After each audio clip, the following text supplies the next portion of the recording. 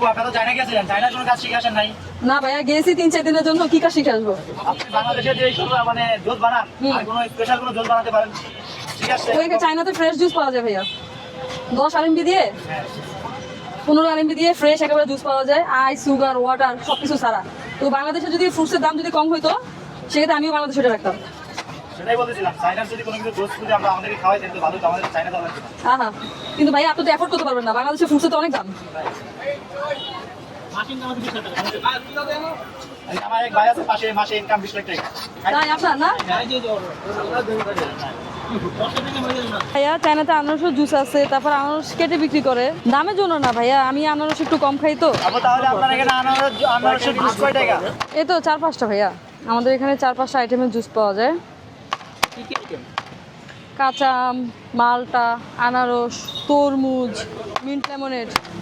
সবচেয়ে বেশি চলে কোনটা? কাঁচা আম চলে, তরমুজ চলে, মিন্ট লেমনেড চলে।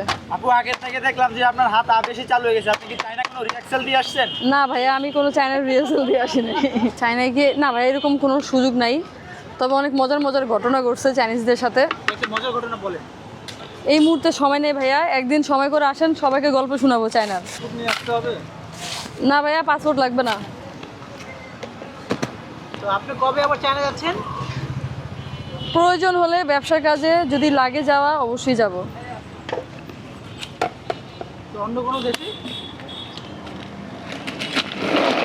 দোয়া করেন ভাইয়া, আপনারা সবাই দেখতে পারবেন, আসবাবু যদি কোনো দেশে যায় অবশ্যই অবশ্যই দেখতে পারবেন।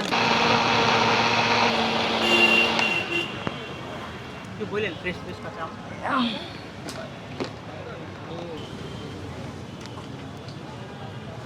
কি হয়ে গেল?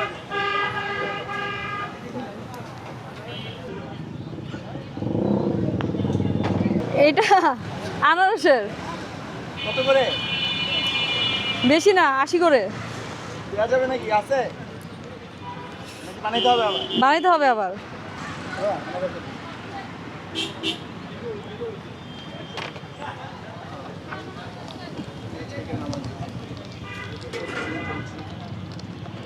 বিল কত? 120 টাকা।